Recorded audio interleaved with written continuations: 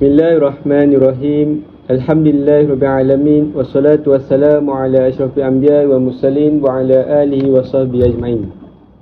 Assalamualaikum warahmatullahi wabarakatuh. Salam ukhuwah, salam kasih sayang, salam sehati sejiwa.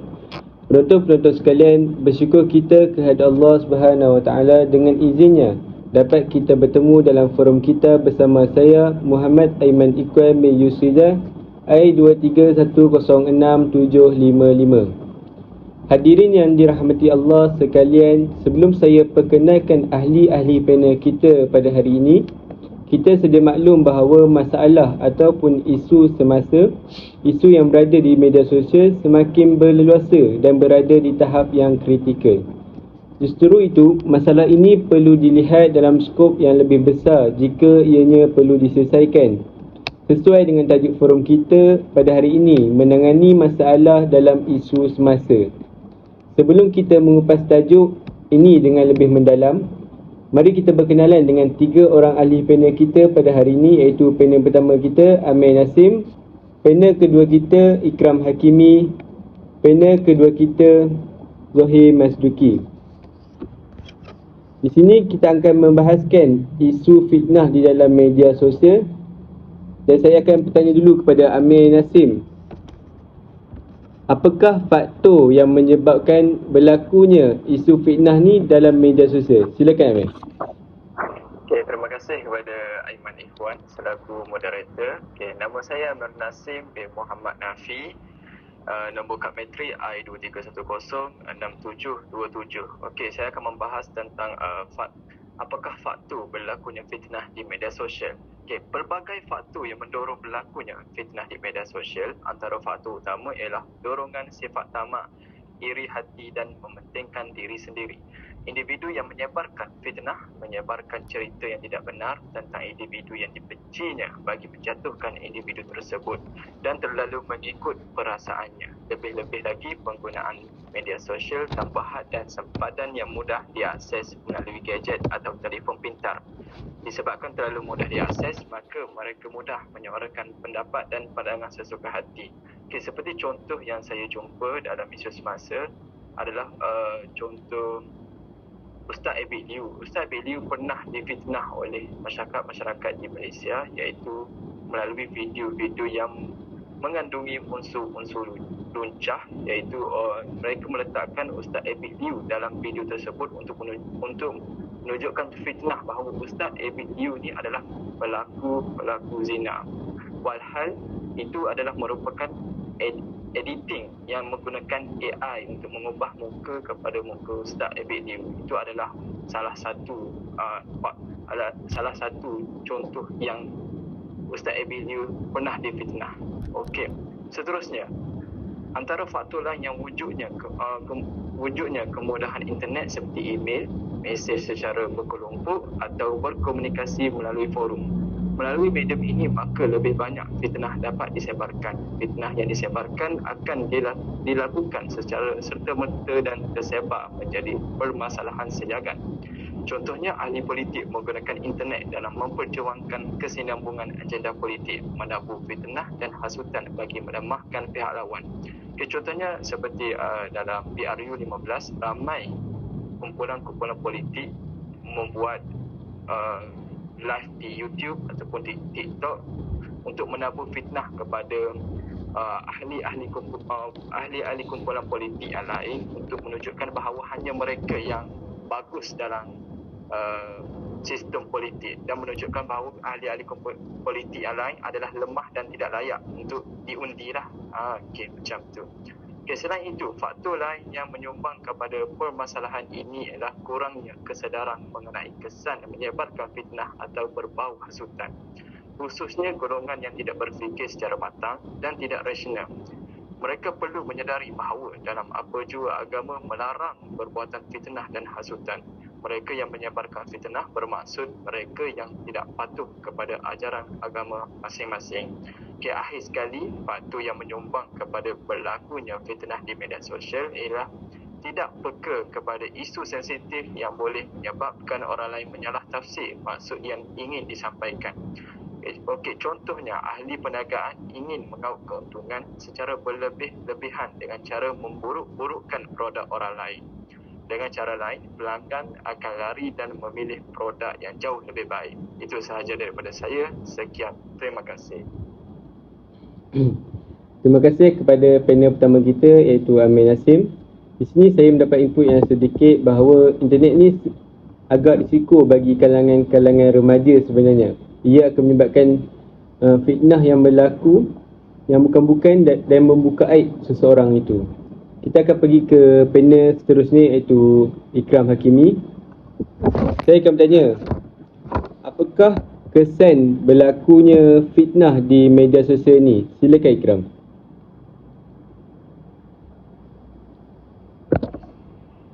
Okey, baik.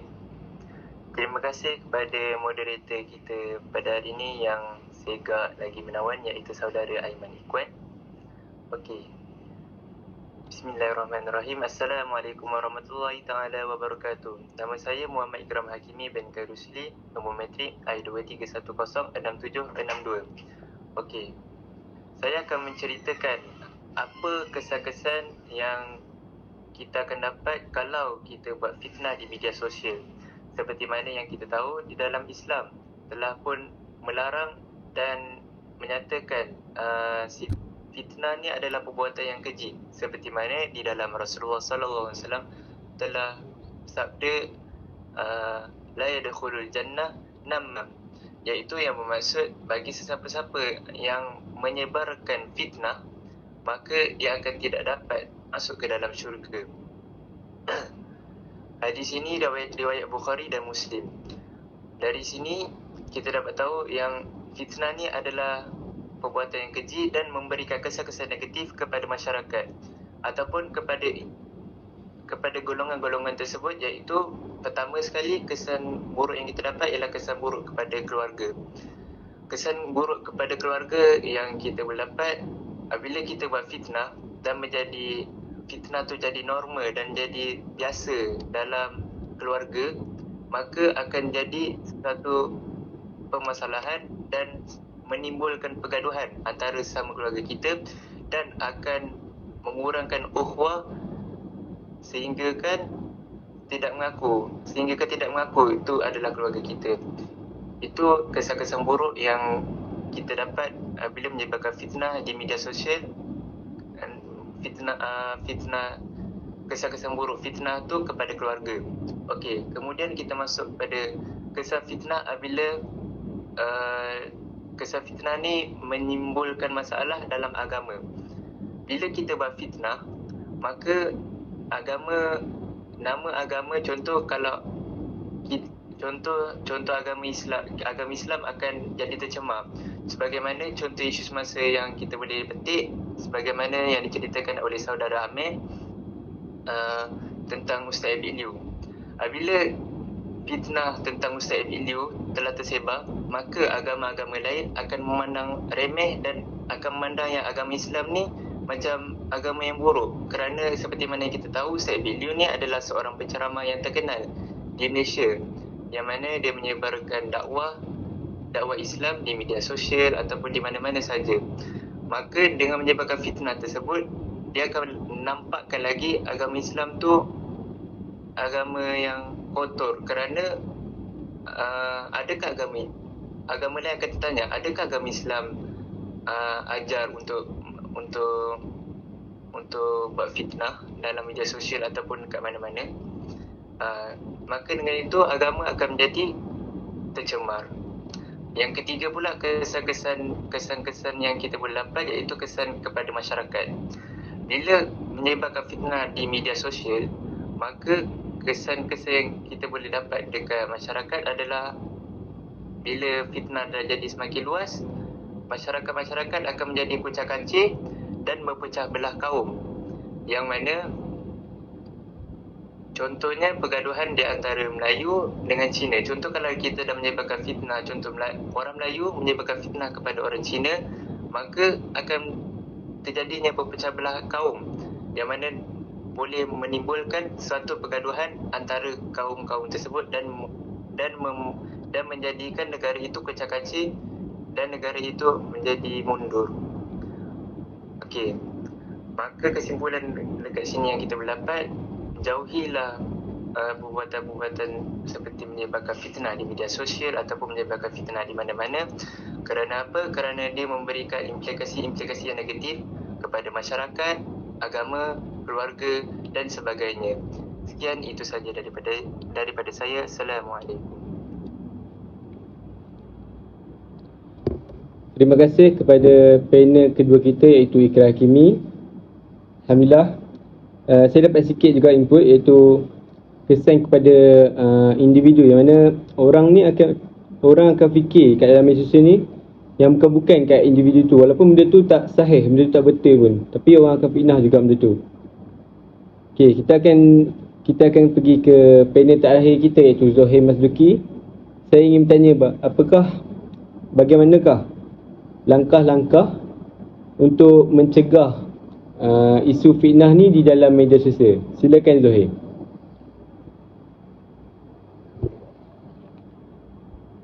Baik, Assalamualaikum warahmatullahi wabarakatuh. Terima kasih pada moderator kita pada hari ini, Aiman Ikhwan. Baik, sini saya ingin melanjutkan pada bahagian saya iaitu langkah-langkah mengatasi fitnah ni di media sosial. Baik, dia sebenarnya macam ni. Kita ambil contoh semua yang ambil daripada saudara Amir dengan Ikram ambil tadi Ustaz Abidu. Maksudnya kat sini kita ada figura yang amat penting dan main peranan besar dalam menyebarkan maklumat lah, bukan saja dari segi agama dan semasa.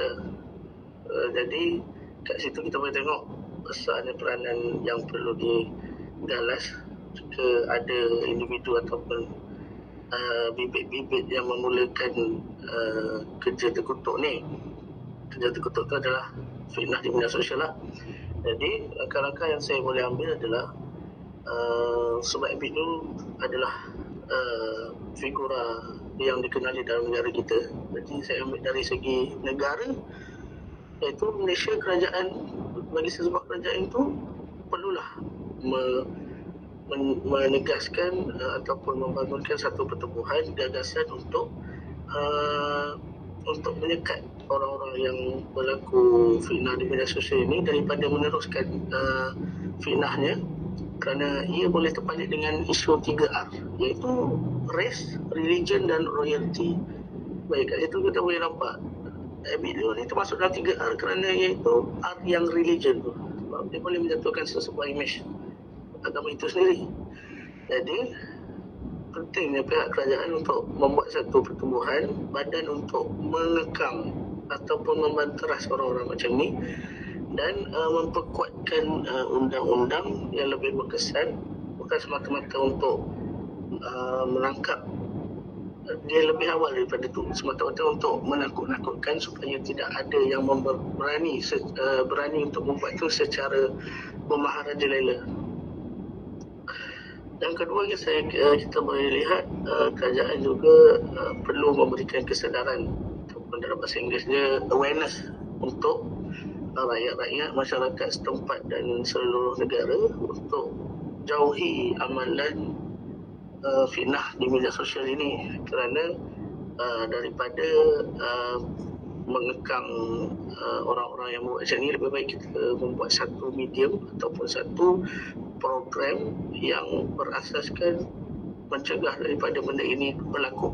Jika kita tunggu benda ni berlaku baru nak kekang, dia tak berjalan. Antara juga untuk cara Rasulullah juga lebih kurang macam ni saya boleh kongsikan adalah cara Rasulullah menghadapi fitnah juga, iaitu hindari tuduhan yang bersifat prasangka. Sebenarnya saya pernah cakap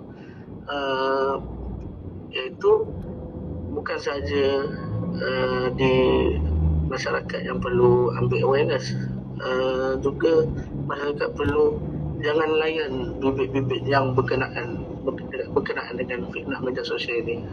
Ya, memang dia tergantung pada kerajaan yang menyekat dan membanteras orang-orang macam ni, tapi pihak sebelah sana juga yang tidak terlibat juga perlulah berfikir secara bijak. Janganlah mudah untuk termakan benda-benda yang macam ni. Jadi kesimpulannya untuk langkah-langkah ni semua kena mainkan peranan masing-masing lah. Yang pihak berkuasa untuk menyekat dan pihak yang tidak terlibat janganlah mengembang-ngembangkan lagi cerita yang tidak soleh. Kerana tak pasti jangan kongsi. Sekian daripada saya. Terima kasih. Kita berbalik kepada moderator Aiman Ikhwan. Terima kasih saya ucapkan kepada tiga panel ahli kita pada hari ini. Moga apa yang kita dapat hari ini memberikan sedikit pencerahan dan input yang bermanfaat pada kita. Nampaknya masa amat menceburi kita, jadi sedikit rumusan yang dapat kita buat pada hari ini ialah kita ni sebagai umat Islam perlu menyedari bahawa melakukan dan menyebarkan fitnah adalah berdosa besar dan menjerumuskan diri ke lembah kehinaan. Semakin senang dan mudah ianya bukan alasan untuk kita menyebarkan fitnah sewenang-wenangnya. Kita perlu menyedari bahawa diam itu lebih baik daripada bercakap bila perlu serta menyebarkan maklumat yang bermanfaat saja. Kita hendaklah menjaga lisan dengan baik dan bijak supaya dilindungi dan diredai Allah Subhanahu Wa Taala di dunia dan akhirat. Oleh itu, ianya menjadi kewajipan setiap umat Islam untuk memastikan setiap berita yang diperoleh ditapis terlebih dahulu sebelum disebarkan, seterusnya mengelakkan diri daripada terjerumus ke lembah dosa memfitnah. Sekian daripada saya. Wabillahi taufiq wa hidayah. Wassalamualaikum warahmatullahi wabarakatuh.